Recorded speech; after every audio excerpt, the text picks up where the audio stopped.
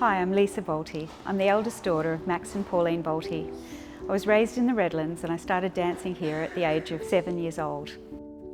Thanks to the Redland Museum, this lovely exhibition is based on my dancing career with the Australian Ballet and dancing around the world. I hope you will enjoy it. I started school at Stradbroke Island and was really yearning to learn ballet. I'd seen photos of Margot Fonteyn and she was so gracious, and I wanted to learn dancing like her. And when my family moved to Cleveland and Mum and Dad built a home there, I started dancing at the local Lutheran church and loved it. I immediately wanted to become a dancer. And so my family, Mum looked around for a school that would give me more opportunities and found Caprice Dancing School, and my ballet teachers, Margaret, Janice and Sandra, all instilled a real love of ballet and dance and theatricality with me, and as well as the ballet technique, which is so important. They really had the lovely RAD training and taught the discipline of the ballet technique. This is a little bit of inspiration that got me through the days at the Australian Ballet School. I had a class with Kathleen Gorham, who was one of Australia's first ballerinas, and I think I was about 14 or 15 at the time. She said, "My love, dear Lisa, I think that one day you shall be a big star, Kathleen Gorham, OBE." When you're a young person learning ballet, it's that sort of moment that you take with you, and it gives you the dreams for your future. And I did believe her, and she is part of my little story that made it so special. This one's so special to me. When I started at the Australian Ballet School, it was quite nerve-wracking to say goodbye to your mother and be quite homesick, and my mum wrote all these sayings. You know, when things don't seem to go right, don't panic, don't get uptight, sit down, reason out the problem. And then there was another little one. If you want to ring and have a talk, we'll do so. But don't dwell on your problems. Often the best way to sit down and write a letter to us all. This was a highlight. This was a highlight, dancing at Sleeping Beauty at Covent Garden.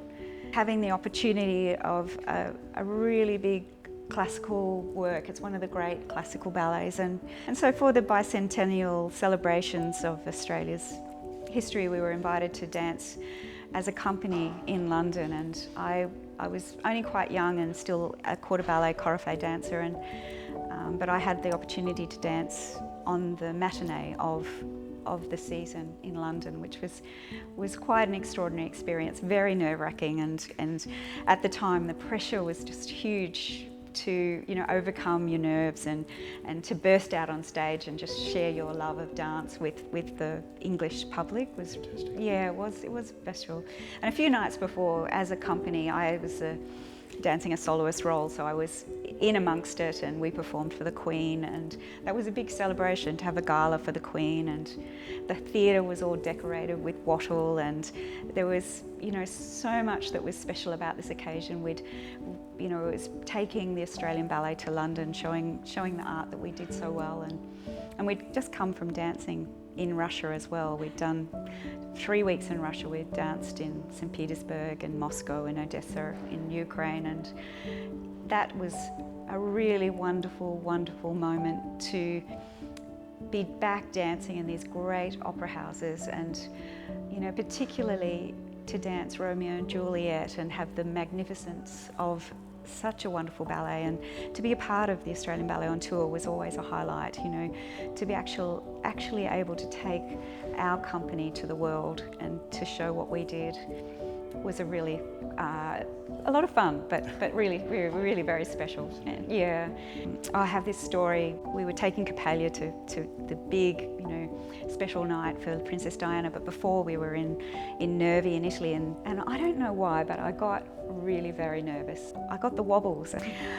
And so when I came to dance it in London, I think my friends, my fellow dancers, were a bit worried for me, and they all got together and prayed, and they prayed for me and took a Polaroid. And so I took this little Polaroid on stage, and at the end of the night we were all introduced one by one to Princess Diana, and she asked me what was in the prayer book, and it was funny. I opened it up and showed her, and we had a bit of a giggle about this prayer book and this photo, and that picture ended up being on the front page of the London Times the next day. This is one of the great Australian works. It's Anne Woolham's Swan Lake, and the costuming is just so beautiful.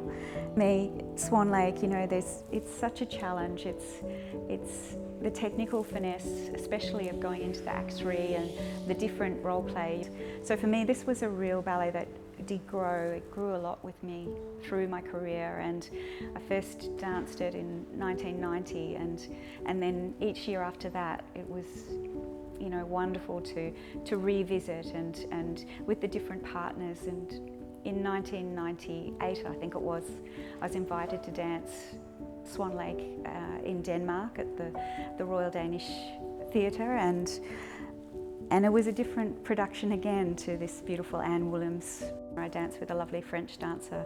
He and I worked, and we worked on the choreography from Peter Martins, and again it was just a beautiful Swan Lake that you became Odette and then took on the alter ego role of Odile afterwards, which was, you know, just lovely.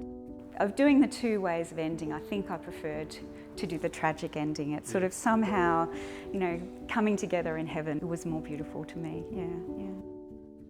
When you dance with the Australian Ballet, part of your lifestyle is touring for around 7 months a year, and this was my my little makeup crate that I kept all my makeup in, and we had another bag that we kept our point shoes in, and these are, you know, you'd have several of these going around. Maybe I'd have about 6 pairs on the go that you'd rotate, and for a ballet like Don Quixote, you'd maybe go through maybe 3 pairs in a night. You'd start off in one pair, a softer pair, and then as you progress, so that for third act you had a harder pair on for the really, the big grand pas and the pirouettes and the fouettes. But Giselle's a ballet that I think, you know, every dancer wishes to have the chance to dance, and it was through my career right from the beginning. Even in the school we learnt it as training for repertoire. We learnt it for dancing the willies and learning to dance in lines, and so just gradually I progressed with Giselle.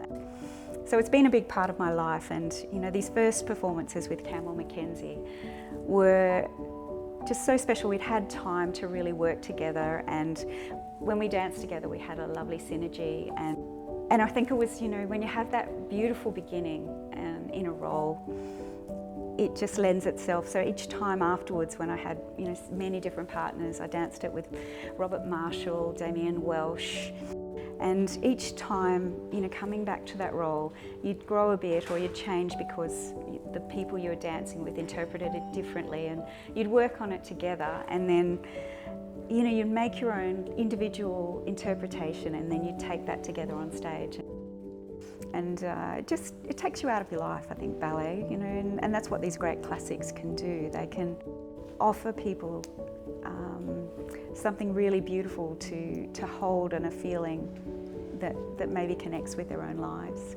This is one of the most beautiful, fun costumes to wear. Don Q is a really big part of Australia's history, and Rudolf Nureyev did a version of it for the Australian Ballet in the 1970s, and it went all over the world, and you know, many of our greatest dancers have performed Nureyev's Don Q, and for me, I danced it for the first time in 1993, and I got promoted to principal in the afternoon after doing my first show, and I did the show, and afterwards Maina came back to the dressing room and she said, I've been thinking of doing it for a while, but I'd just love to promote you today to principal. And wow, that's just such a dream for any dancer, you know, to dream and to work hard towards being a ballerina and think that you are able to represent the Australian Ballet. It is my great love, and to have that little accolade of taking on principal artist. This is my last performance before I had my daughter Olivia. It was such a happy night. I was so excited about becoming a mum, and at that point I never thought I'd dance again, but you know, a few years later David McAllister invited me back to perform, and And my daughter was 3, and so at 38 I went back on the stage and danced one of my favourite roles, La Sulfide.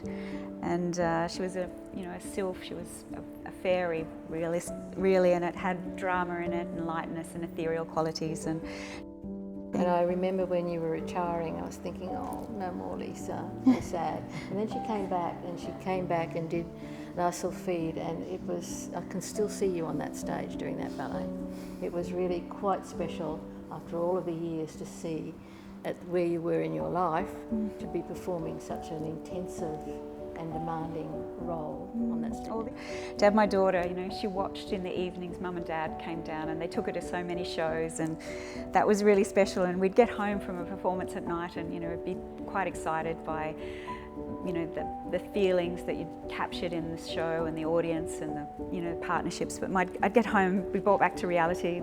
My daughter would say, "Mum, I've watched you all night, you were wonderful, but now you can watch me." And we'd sit down to a performance. She'd get my dad Max up.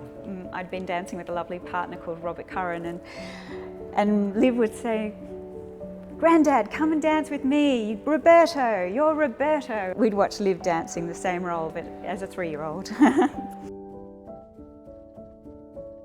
Yeah, for me, this career has really been the love of my life, and I've met so many friends because of this ballet career, and the Redland Museum and all the wonderful talent here, they've given me this opportunity, and I'd really love to thank the president, Bruce Smith, Tara Young, the events coordinator, Rick Tomasson, who's been the exhibition officer, Doug Alexander, who's the treasurer, and all the many dedicated volunteers. It's been really a wonderful little trip down memory lane for me, so thank you.